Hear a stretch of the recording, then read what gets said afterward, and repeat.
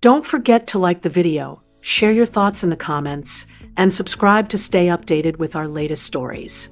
It's funny how you can know someone for years, decades even, and think you have them all figured out. My brother-in-law, David, Sarah's husband, well, I'd always seen him as solid. Dependable, yes, but maybe a little predictable. Quiet. He was the steady background hum to my sister Sarah's vibrant melody. Good man, great provider, loved my sister fiercely.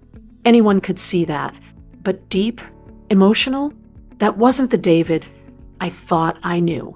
He was more comfortable talking about engine oil than feelings, more likely to fix a leaky faucet than offer a shoulder to cry on, though he'd probably do that too if pressed, albeit awkwardly.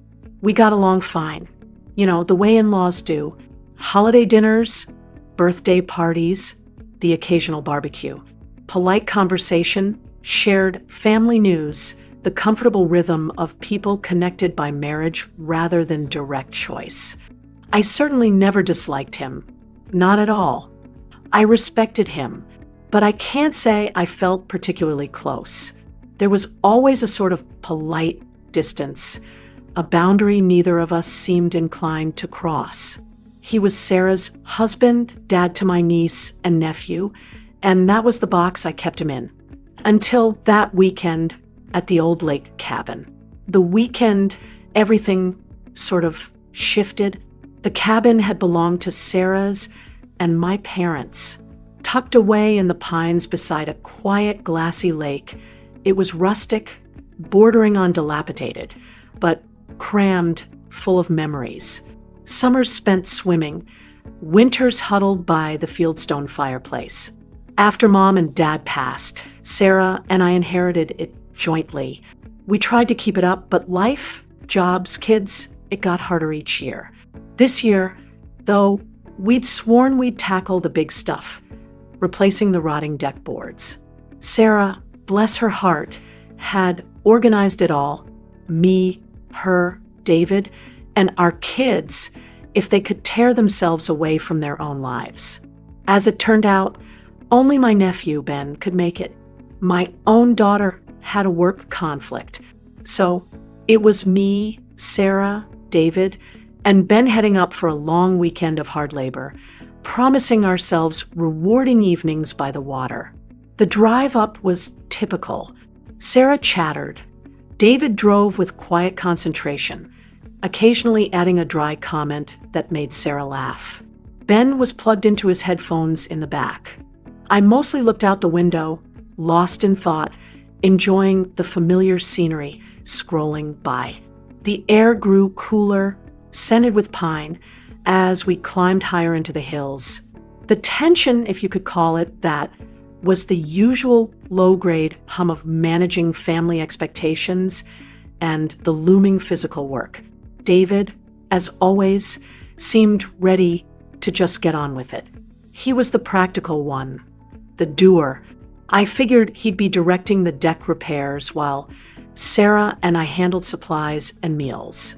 That was the usual dynamic. We arrived late Friday afternoon.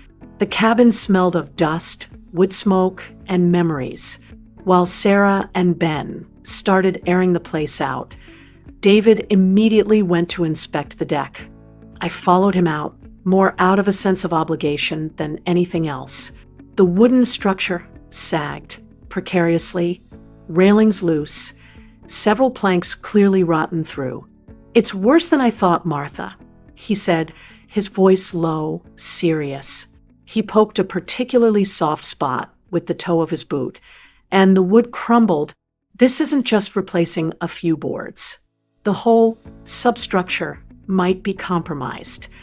He ran a hand through his salt and pepper hair, a gesture I recognized as his version of stressed. Usually, he'd just square his shoulders and tackle the problem. This felt different. There was a weariness in his stance I hadn't noticed before. "Might take longer than a weekend," he added, looking not at me, but out over the placid lake, its surface reflecting the tall pines and the bruised colors of the setting sun. That was the first flicker. The first tiny crack in my perception of David the Unflappable. He sounded vulnerable, just for a second. Then he straightened up. Well, let's unload the truck. Get the tools sorted for tomorrow. Back to business. But that brief moment lingered in my mind as we hauled coolers, toolboxes, and bags into the musty cabin. The stage was set, though I didn't know it yet, for seeing my brother-in-law in a completely different light. Saturday dawned bright and clear, deceptively beautiful. The air was crisp, the lake sparkled, birdsong filled the woods. Perfect weather for backbreaking labor. David was already up, coffee brewed, poring over some rough sketches he'd made on a napkin.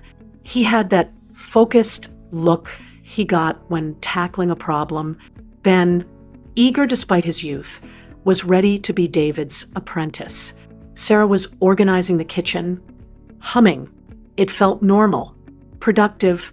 David directed Ben with quiet patience, showing him how to pry up the old boards carefully, how to check the joists underneath. I shuttled tools, brought them water, helped clear away the debris. It was hard work.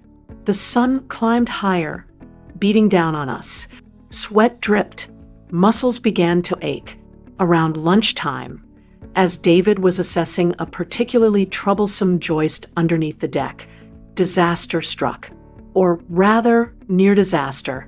He was lying on his back, trying to get leverage, when the temporary support beam they'd rigged up slipped. There was a sickening crunch of wood, a sharp cry from David, and then silence. My heart leaped into my throat. Sarah screamed his name from the kitchen doorway. Ben, white as a sheet, scrambled towards the edge of the deck. I got there first, peering into the shadowed space underneath. David was lying unnaturally still, pinned by the heavy beam across his legs. His eyes were closed, his face contorted in pain. David, talk to me. I yelled, my voice trembling. Sarah was beside me now, sobbing. Ben looked paralyzed with fear. For a moment, nobody moved. It felt like the world stopped. Then David's eyes flickered open. He grimaced. Okay, he rasped, his voice tight with pain. Okay, don't panic. Sarah, honey, I'm okay. Just stuck. But he didn't look okay. His breathing was shallow. I could see sweat beading on his forehead, despite the shade.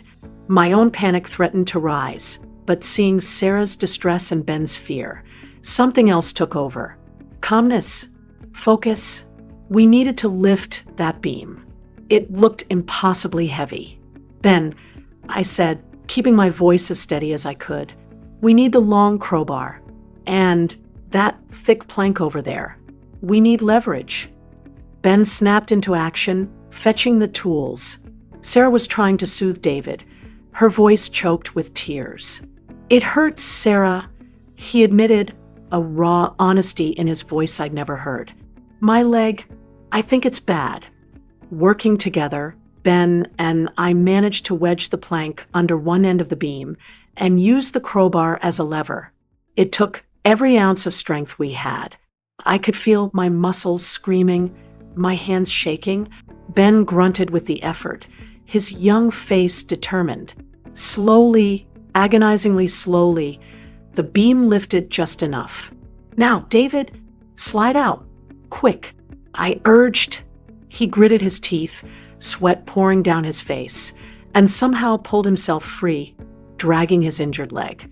He collapsed onto the dusty ground beside the deck, gasping. His left pant leg was torn, and beneath it, his shin was already swelling, unnaturally angled. Broken, definitely broken. Sarah knelt beside him, frantic. We need to call 911. But there was barely any cell service up here. We knew that. Maybe one bar. If you stood by the water's edge on a clear day, David looked up at me, his eyes locking with mine. The pain was clear, but underneath it, something else. Resignation? Fear?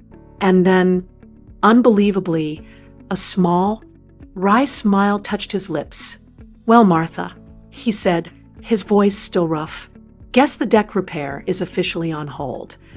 In that moment, lying there injured, stripped of his usual competence, relying on us, I didn't see David the capable provider, David the quiet fixer.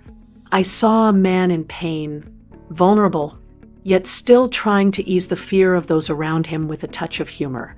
It was a side of him completely new to me, and it resonated deep within my chest. The barrier of polite distance didn't just crack, it crumbled. Getting David out of there was an ordeal. There was no way he could walk, and the nearest hospital was over an hour's drive away, assuming we could even get a signal to call for help or advice. The old truck wasn't exactly equipped for medical transport. Sarah was beside herself, alternating between tears and frantic attempts to make David comfortable, her usual competence dissolving in panic. Ben was quiet, clearly shaken, but doing his best to be helpful. And David, well, David was trying to manage the pain, his face pale and tight, but his focus seemed to be more on calming Sarah down than on his own considerable discomfort. "Sarah, honey, breathe," he kept saying, reaching out a hand to grasp hers. "It's just a broken leg. Annoying, but not the end of the world. We'll figure it out." He looked over at me, then a silent communication passing between us. We needed a plan. Someone had to stay calm. It seemed, unexpectedly, that role fell to me. While Sarah fussed with pillows and blankets, I took Ben aside. "Okay, Ben, we need to try and get a signal. Take my phone, walk down to the point by the big rock. If you get even one bar, call 911. Tell them what happened, our location. If you can't get through, come right back." He nodded, his young face serious, and set off. Then I turned my attention back to David. Kneeling beside him, I asked gently, "What can I do, David? How bad is the pain?" He looked at me, really looked at me, for what felt like the first time. The usual guardedness was gone, replaced by a raw vulnerability. "It's pretty bad, Martha. Sharp, deep." He tried to shift slightly and winced, sucking in a breath. "Don't let Sarah worry too much. She hates seeing anyone hurt." This concern for my sister, even while he was clearly suffering, struck me. It wasn't just duty, it was deep affection, a protective instinct laid bare by the situation. "She loves you, David. Of course she's worried." I said softly, "We both are." We needed to splint his leg somehow before attempting to move him. I remembered some basic first aid from years ago. I found some relatively straight pieces of scrap, wood from the old deck, and tore strips from an old bedsheet Sarah found in the linen closet. As I worked, carefully trying to immobilize his lower leg without causing more pain, David watched me, his expression unreadable. "You're good at this," he murmured after a while. "Steady hands. Just trying to help," I replied, concentrating on tying the knots. "Seems like you're usually the one doing the helping." He gave another one of those small, wry smiles. "Roles reversed today, I guess." The silence stretched between us, but it wasn't awkward. It was filled with the weight of the situation, the shared understanding of his pain, and our predicament. Sarah hovered nearby, fetching water, offering encouragement, her anxiety a palpable thing in the air. Ben returned, crestfallen. "No signal, Aunt Martha. Not even a flicker." My heart sank. Okay, plan B. We couldn't wait here indefinitely. We had to get him to the truck and drive him out ourselves.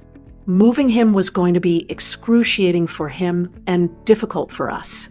We fashioned a makeshift stretcher using an old canvas tarp and some sturdy branches, getting him onto it, then lifting and carrying him across the uneven ground to where the truck was parked, took all three of us, me, Sarah, and Ben. David bore it with stoic silence for the most part, though occasional sharp intakes of breath and the tightening of his jaw betrayed the agony he was in. Sarah cried quietly, Ben strained with the effort, his face grim.